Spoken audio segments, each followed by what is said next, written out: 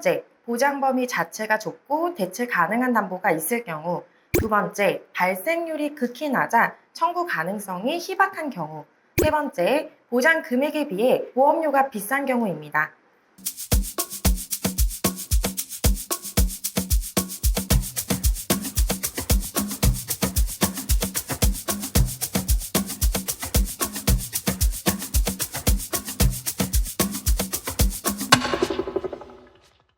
안녕하세요. 6년차 태아보험 전문 가이드인 보험탈출구의 황보라 팀장입니다. 저희 보험탈출구는 2020년도 2월부터 태아보험 전문 유튜브 채널을 운영 중에 있고요. 저 역시 현직 태아보험 전문 설계사로 매일 수많은 산모님들께 태아보험 상담을 도와드리며 매월, 매주 변경되는 사항들을 체크하고 전체 특약들 하나하나 신뢰성 있는 통계 자료와 의학 정보들을 참고하여 직접 설계까지 다 도와드리고 있습니다. 태아보험 알아보고 계신 우리 예비 부모님들, 소중한 우리 아이의 첫 보험이라 필요한 건 다 해주고 싶은 마음이시죠? 그러다 보니 태아보험의 300개가 넘는 특약들 중에서는 예비 부모님들의 다 해주고 싶은 혹시나 하는 이런 마음들을 자극하여 괜한 보험료만 더 높이고 실제로 청구했을 때나 아이의 성장 과정 중에는 정작 도움이 되지 않는 불필요 특약들이 굉장히 많습니다. 그래서 오늘 영상 준비했습니다. 보장 범위가 좁거나 실질적인 청구율이 낮아 활용하지 않게 되는 혹은 보험료는 비싸면서 보장받기는 까다로운 이런 불필요한 담보들은 어떤 것들이 있는지 현장에서 태아보험 설계부터 보험금 청구 관리까지 해왔던 수많은 경험들을 토대로 오늘 완벽하게 정리해드리도록 하겠습니다. 물론 태아보험에서 필수로 가져가야 하는 담보들을 체크하는 것도 중요합니다. 하지만 막상 보험료만 높이고 효율은 떨어지는 불필요 담보들은 어떤 것들이 있는지 전혀 모른 채 혹시나 하는 마음으로 이것저것 다 넣어서 결국 비싸게 가입하게 된다면 열심히 필수 담보들 다 검색하고 공부해서 가입하신 태아보험 저는 모두 의미 없어진다고 생각합니다. 그러니 오늘 영상 꼭 끝까지 시청하셔서 우리 예비 부모님들의 불필요한 보험료 지출들은 막고 정말 필요한 담보들로만 잘 구성하여 현명하게 태아보험 가입하시길 바라겠습니다. 본 광고는 손해보험협회 광고 심의 기준을 준수하였으며 유효기간은 심의일로부터 1년입니다. 그럼 지금부터 설계안 같이 살펴보면서 쉽게 설명해 드려 보겠습니다. 먼저 불필요 특약들을 선정하는 기준은 크게 세 가지로 나뉘는데요. 첫 번째, 보장 범위 자체가 좁고 대체 가능한 담보가 있을 경우. 두 번째, 발생률이 극히 낮아 청구 가능성이 희박한 경우. 세 번째, 보장 금액에 비해 보험료가 비싼 경우입니다. 우선 보장 범위 자체가 좁은 담보들부터 알아볼게요. 태아보험에서 가장 중요하고 또 실제로 많이 활용하게 되는 입원 일당 담보들 중에서도 보장 범위가 좁은 불필요한 담보들이 있는데요. 상해 부분부터 살펴보겠습니다. 보시다시피 상해 입원 관련 담보들이 굉장히 많죠. 골절 입원, 화상 입원, 상해 중환자실 입원 일당 등 이런 담보들 모두 저는 불필요 특약으로 추천드리지 않습니다. 왜냐면요. 상해 입원 일당 1에서 180일 담보 하나만으로도 골절이던 화상이던 어떠한 상해로 입원했던 구분 없이 병실 종류 또한 구분 없이 가장 넓은 범위로 보장받으실 수 있어 대체가 가능하기 때문에 이런 담보들은 불필요 특약으로 모두 제외하셔도 좋습니다. 질병 부분에서도 입원 일당 담보들 종류가 굉장히 많은데요. 선천질병으로 인해 입원했을 때 보장해주는 선천 입원 일당, 암의 직접적인 치료를 목적으로 요양병원을 제외한 병원에 입원했을 때 보장되는 암 직접치료 입원 일당, 식중독 입원, 심혈관 질환이나 뇌혈관 질환으로 입원 시 보장되는 심뇌혈관 질환 입원, 독감 인플루엔자 입원 일당 등 이런 담보들 또한 질병의 종류나 병원 병실 종류 구분 없이 넓은 범위로 보장해주는 질병 입원 일당 1에서 30일 담보와 질병 입원 일당 1에서 180일 담보까지 이 특약들로도 충분히 대체가 가능하기 때문에 모두 불필요 특약으로 제외하셔도 좋습니다. 그리고 상해 호유장애 관련 특약 중에서도요. 제 고객님들께는 꼭 필수로 구성해드리고 있는 상해 호유장애 3% 이상 담보가 있습니다. 여기서 상해 후유장애란 상해로 충분한 치료를 받았음에도 불구하고 남아있는 영구적인 정신 또는 육체의 훼손 상태를 상해 후유장애라고 정의를 하는데요. 이 상해 후유장애 특약은 보장하는 범주가 가장 넓은 특약으로 교통상해로 인한 상해 후유장애도 포함을 하고요. 자전거 탑승 중 상해 후유장애, 상해 후유장애 80% 이런 부분들도 다 포함하고 있기 때문에 굳이 중복하여 구성하실 필요 없이 모두 제외하셔도 좋습니다. 그리고 골절 진단 담보도 보시면은요. 치아가 깨졌을 경우를 치아 파절이라고 하는데요. 이런 치아 파절까지도 포함한 모든 골절 시 보장을 받으실 수가 있고 실금까지도 보장받을 수가 있는 넓은 범주의 특약이기 때문에 하위 특약으로 보장 범위가 좁은 5대 골절 진단담보라든지 성장판 손상골절 담보, 골절로 인해서 부목치료를 받았을 때 보장해주는 골절 부목치료 담보와 같은 이런 특약들 모두 불필요 특약으로 굳이 추천드리지 않습니다. 그리고 깁스치료 담보 또한 예비 부모님들께서 질문들을 많이 주시는데요. 깁스치료 담보의 경우 약관상 석고봉대 또는 섬유 유리봉대로 통깁스 치료 시에만 보장이 되며 반깁스 치료 시에는 보장이 불가능합니다. 보험료 또한 보장금액 50만 원으로 구성했을 시 월 보험료 800원으로 만약 20년 동안 다 납부했을 때를 가정해 본다면 총 납부하게 되는 금액이 19만 원이 넘어가는데요. 실제 제 고객님들 청구율을 봤을 때에는 3개월간 한두 번 정도로 청구율이 굉장히 낮았기 때문에 이 담보도 굳이 추천드리지 않고 있습니다. 만약 골절로 인해 석고봉대나 섬유 유리봉대로 통깁스 치료를 하게 된다면 아까 전에 말씀드렸던 골절 진단 담보에서 보장받으시면 되고요. 깁스 치료 관련해서는 실손 의료비 보험에서 보장받으실 수 있기 때문에 대체가 가능한 특약으로 깁스 치료 담보 또한 제외하셔도 좋습니다. 상해 수술 1종에서 5종 담보도 한번 살펴보면요. 상해로 인한 경미한 수술부터 중대한 수술까지 보장받을 수 있고 보장 금액 또한 약관 조항상 정해진 수술 코드 종류에 따라 최소 20만 원부터 최대 1000만 원까지 넓은 범주로 보장을 받으실 수가 있는데요. 여기 나와 있는 골절 수술 담보, 5대 골절 수술, 상해 통원 수술이나 화상수술 담보, 뇌내장 손상수술 담보들은 상해수술 1종에서 5종 담보로 상해수술 분류 코드에 따라 보장을 다 받으실 수 있기 때문에 보장 범위가 좁은 이런 특약들은 전부 개인적으로 추천드리지 않습니다. 그리고 폐하보험을 가입할 때 이 항암치료 담보는 무조건 구성해야 된다고 생각하시는 분들이 꽤 많은데요. 하지만 그렇지 않습니다. 왜냐면요.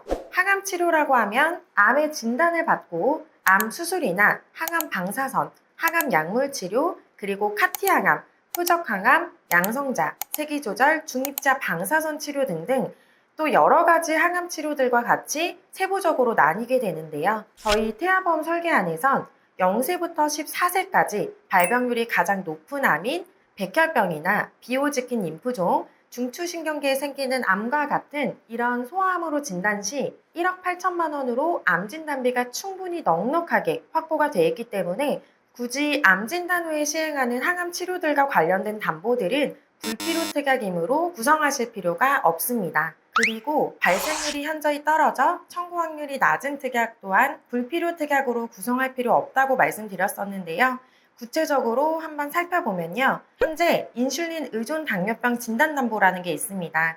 3천만 원 지급되는데 월 보험료는 1,773원으로 설정되는데요.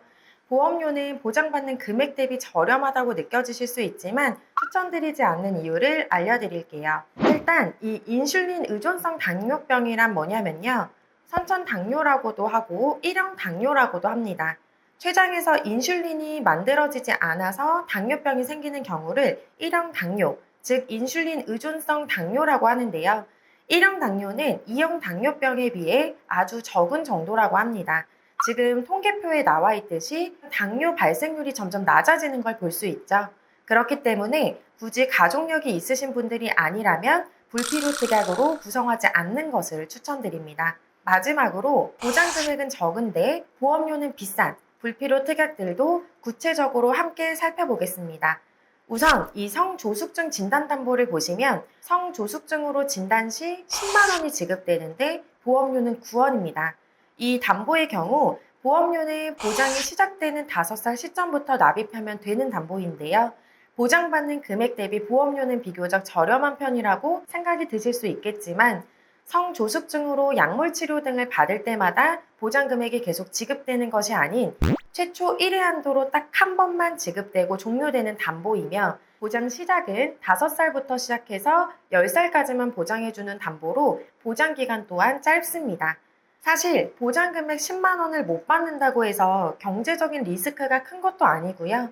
실손보험에서도 성조숙중으로 인한 약제 치료비 등은 충분히 대체가 가능하기 때문에 이 특약 또한 불필요 특약으로 권해드리지 않습니다. 다음은 예비 부모님들께서 많은 질문을 주셨던 담보 중 하나인 ADHD 담보입니다. 요새 ADHD는 성인이고 아이들이고 다 해당되는 거 아닌가요? 주변에 많던데 이거 꼭 구성해야 되는 거 아닌가요? 라고 말씀들 해주시는데 저 같은 경우 태아보험 특약들을 설정할 때에는 굉장히 디테일한 부분까지 고려하여 설계를 해드리고 있는데요. 해당 특약의 약관을 한번 살펴볼게요. F90 코드로 활동성 및 주의력 장애일 때 보장을 한다라고 명시가 되어 있습니다. 이 질병 분류 코드가 F코드로 시작을 하죠. 이 F코드는 정신 및 행동장애 코드인데요. 만약 이 F코드로 보장 금액을 지급받았다라고 가정해보면 추후에 자녀가 커서 새로운 보험을 가입할 시에 이 정신질환 청구 이력으로 인해 보험 가입에 제약이 따를 수도 있기 때문에 이렇게 추후 먼 미래에도 불리하게 작용될 수 있는 담보들은 제 주관적인 의견으로 불필요 특약이라 생각하여 추천드리지 않고 있습니다. 또한 특정 정신장애 진단 담보도 보면은요. 우울 에피소드, 재발성 우울장애, 공황장애, 외상후 스트레스 장애로 진단 시 보장금액 50만 원을 지급하는 담보인데요. 이런 부분들이 발생할 가능성은 저는 충분히 있다고 생각은 하는데요. 해당 담보 약관을 살펴보면 질병 코드가 정신 및 활동장애 코드인 F코드로 분류되어 있기 때문에 이 담보 역시 추천드리지 않고 있습니다. 아토피 진단 담보도 한번 보겠습니다. 아토피 진단 담보의 경우 10만 원 지급받는데 보험료는 667원인데요.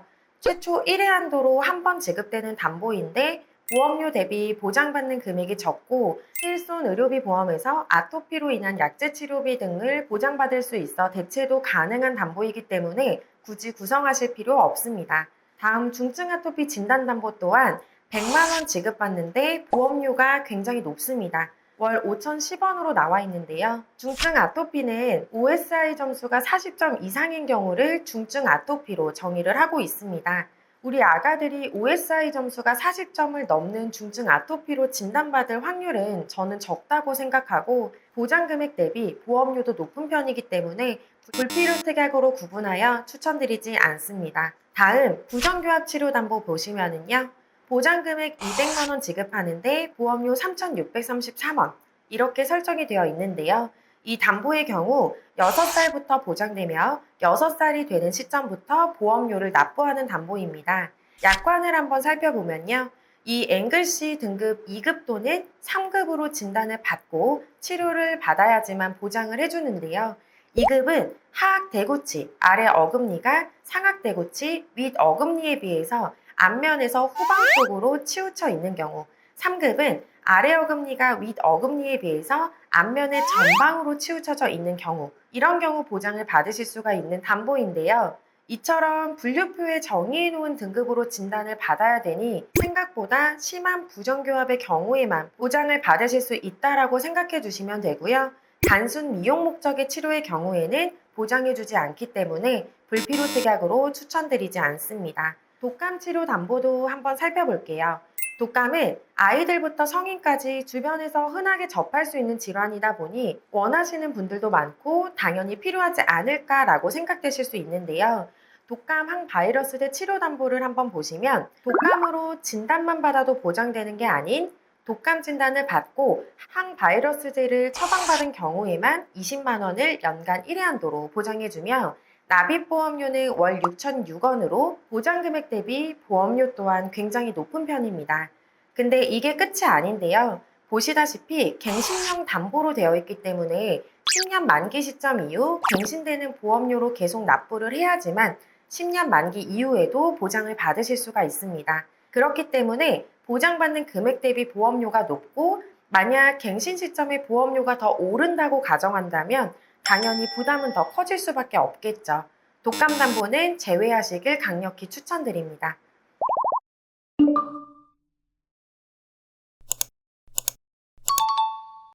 어떠신가요? 오늘 이렇게 불필요 특약들 하나하나 제가 보여드리고 설명을 해드렸는데 이런 특약들의 공통점과 성질을 이해하신다면 앞으로 태아보험 가입 시에 이런 특징들을 가진 특약들은 구성할 필요가 없겠구나라는 기준이 명확하게 잡히셨을 거라 생각합니다. 그리고 만약 오늘 영상에서 언급되지 않은 태아보험 특약들 중에 필요한 특약인지 불필요한 특약인지 잘 모르겠다라든지 궁금하다는 특약들이 있으시다면 위 연락처로 전화 주셔도 되고요.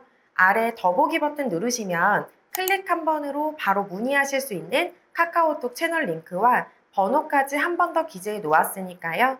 언제든지 편하게 물어봐 주시면은 빠르게 피드백, 상담까지 모두 도와드릴 거고요. 나는 머리 복잡하게 이것저것 알아보기 싫어요. 그냥 나는 필수 특약 최대로 다 가입하고 불필요 특약은 싹 다 제외해서 설계안을 받고 싶습니다. 하시는 분들도 저 포함 저희 보험탈출구 태아보험 전문 스태프분들이 최신 의학 정보와 통계 자료 그리고 최신 보험금 청구 데이터까지 모두 반영해서 필수 특약은 최대로 불필요 특약들은 모두 배제한 설계안까지 보여드리도록 하겠습니다. 앞으로 더 유익한 영상들로 찾아뵙겠습니다. 오늘 영상 시청해주셔서 감사합니다. 본 광고는 손해보험협회 광고 심의 기준을 준수하였으며 유효기간은 심의일로부터 1년입니다.